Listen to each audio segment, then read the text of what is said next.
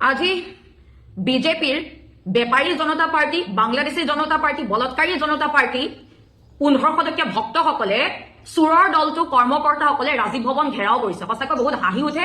এতিয়া BJP কৰ্মকৰ্তাসকল international জোকাৰলৈ পৰিণত হৈছে। বিজেপি কৰ্মকৰ্তাসকলে ৰাজীৱ ভৱন ঘেৰাও কৰাতকৈ বাজপেয়ী ভৱন কিয় ঘেৰাও নকৰে? বাজপেয়ী ভৱন ঘেৰাও কৰি বিজেপি কৰ্মকৰ্তাসকলক সুধিবলৈ সাহস হ'বনে প্ৰধানমন্ত্ৰী ডাঙৰীয়া এপষ্টিন ফাইলৰ লগত কি সম্পৰ্ক আছে? বাজপেয়ী ভৱন ঘেৰাও কৰি বিজেপি কৰ্মকৰ্তাসকলক সুধিবলৈ সাহস হ'বনে যে ডোনাল্ড ট্ৰাম্পৰ মতে কিয় উদ্ভৱ কৰে আমাৰ প্ৰধানমন্ত্ৰী ডাঙৰীয়া? বাজপেয়ী ভৱন ঘেৰাও কৰি বিজেপি কৰ্মকৰ্তাসকলক সুধিবলৈ সাহস হ'বনে যে আমাৰ মুখ্যমন্ত্ৰী ডাঙৰীয়া বাৰবাৰকৈ বাংলাদেশ ভ্ৰমণ কৰিবলৈ কিয় গৈছিলে? বাজপেয়ী ভৱন ঘেৰাও কৰি সুধিবলৈ সাহস হ'বনে বিজেপি কৰ্মকৰ্তাসকলৰ যে গৰু চুৰ, মাটি চুৰ, দুনিয়া চিণ্ডিকেটৰ লগত যে বিজেপি নেতা, ডাঙৰ ডাঙৰ নেতা কৰ্মীসকল জড়িত, এইসকলৰ ওপৰত কেতিয়া বিহিত ব্যৱস্থা ল'ব? বাজপেয়ী ভৱন ঘেৰাও কৰি বিজেপি নেতা কৰ্মীসকলক সুধিবলৈ সাহস হ'বনে যে এইখন চৰকাৰৰ দিনত নাৰীক কিয় সুৰক্ষিত নহয়, নাৰীক কিয় অপমান কৰা হয়? বাজপেয়ী ভৱন ঘেৰাও কৰি তেওঁলোকে এইবিলাক কথা সুধিবলৈ সাহস হ'বনে নহয়? ৰাজীৱ ভৱন যে ঘেৰাও কৰিবলৈ আহিছে, সঁচাকৈ বহুত লাজ লাগে। যিসকলে ৰাজীৱ ভৱন বিজেপি নেতা কৰ্মীয়ে ঘেৰাও কৰিবলৈ আহিছে, আপোনালোকে এবাৰ নিজলৈ চব পুতৌ জন্মে আপোনালোকক দেখি। আপোনালোকৰ নেতা পালি নেতা ল'ৰা ছোৱালী বাহিৰত পঢ়ি আছে, কিন্তু আপোনালোকে আজি ৰাজীৱ ভৱন ঘেৰাও কৰিবলৈ আহিছে 1500 টকা এটা বিনিময়ত। সঁচাকৈ বহুত লাজ লাগে আৰু আপোনালোকে নিজৰ নিজৰ চৰিত্ৰ প্ৰকাশ কৰি দিছে।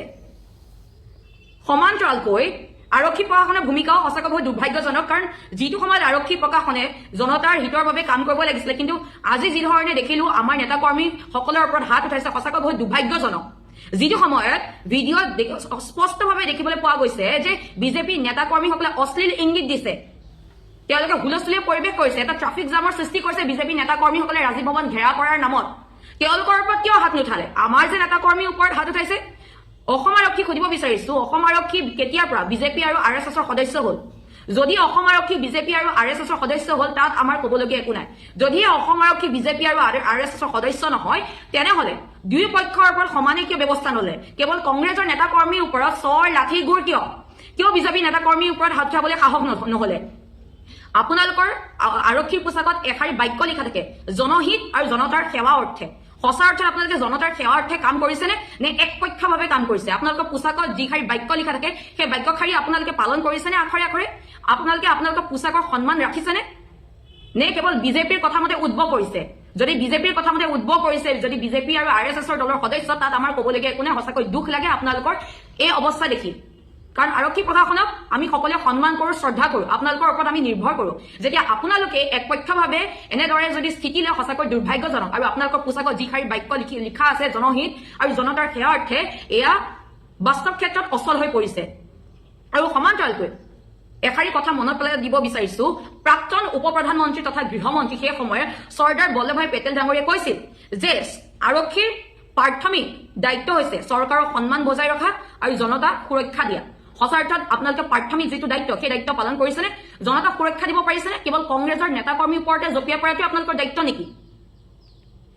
ৰাজীৱ ভৱন যে ঘেৰাও কৰিব আহিছে বিজেপি নেতা কৰ্মীসকলে, তেওঁলোকে জানেনে তেওঁলোকে কিহৰ কাৰণে ঘেৰাও কৰিব আহিছে? নে 1500 টকা এটা পালে বুলিয়ে চিঞৰিবলৈ আহিছে আৰু অশ্লীল ইংগিত দিবলৈ আহিছে? এনেও বিজেপিৰ আচল চৰিত্ৰ সকলোৱে জানে। কেৱল কংগ্ৰেছৰ কি ভুল আছিলে আৰু ক'ত ভুল আছিলে সুধিব বিচাৰিছো।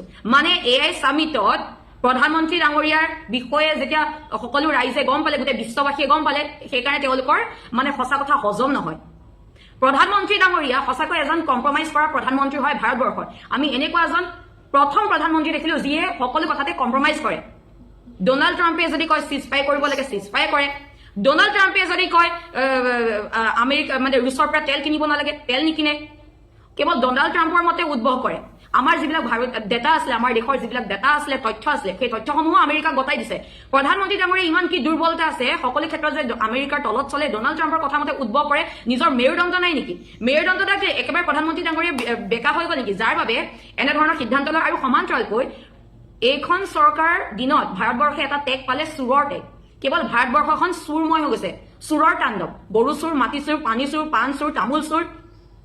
চুৰৰ পৰা এইখন চুৰৰ টেগ লোৱাৰ পৰা ভাৰতবৰ্ষই মানে এইখন চৰকাৰে একো সন্মান নাপালে সমান্তৰালকৈ যি চীনৰ ৰবট চুৰ কৰিলে সঁচাকৈ বহুত দুৰ্ভাগ্যজনক চীনৰ ৰবট চুৰ কৰি পেলাই এতিয়া ৰবট চুৰত নামিলে চীনৰ ৰবট চুৰ কৰি পেলাই যি গলগতিয়াজ বিশ্ববিদ্যালয় আছে সেই বিশ্ববিদ্যালয় AI সাবমিটত চীনৰ পৰা ৰবট চুৰ কৰি আনি পেলাই তেওঁলোকে বনাইছে বুলি তেওঁলোকে প্ৰদৰ্শন কৰিছিলে 2 লাখ টকাত ক্ৰয় কৰিছিলে সঁচাকৈ বহুত দুৰ্ভাগ্যজনক কথা আৰু ভাৰত অৱশ্যে আচৰিত হ'বলগীয়া কথা নাই ভাৰতৰ প্ৰধানমন্ত্ৰী ডাঙৰীয়াই ভুৱা ডিগ্ৰীধাৰী এখন তো এইখন চৰকাৰ চুৰৰ চৰকাৰ তাৰ বাহিৰে অন্য একো নাই এতিয়া ভূত চুৰ মাটি চুৰ পানী চুৰ কয়লা চুৰ এইবিলাক সব চুৰৰ পিছত এতিয়া ৰবট চুৰ কৰিছে ইয়াতকৈ আৰু কি লাজৰ কথা হ'ব পাৰে গোটেই ভাৰতবৰ্ষখন চুৰময় কৰি পেলাইছে তাৰ বাহিৰে অন্য একো নাই অসমীয়া দেখাৰ কথা আছে নহয় যে মানে আৰ চিগাচুলি তাৰ চিগাচুলি বান্ধি যাওঁ নেঘেৰি খোপা আৰ চিগাচুলি তাৰ চিগাচুলি বান্ধি যাওঁ নেঘেৰি খোপা সেই তেনেকুৱা হৈছে যেতিয়া চীনৰ পৰা ৰবট চুৰ কৰি আনি পেলাই নিজেই বনাইছে বুলি ভাৰতে মানে নিজেই বনাইছে বুলি অৰ্থাৎ গলগতিয়াজ বিশ্ববিদ্যালয় বনাইছে বুলি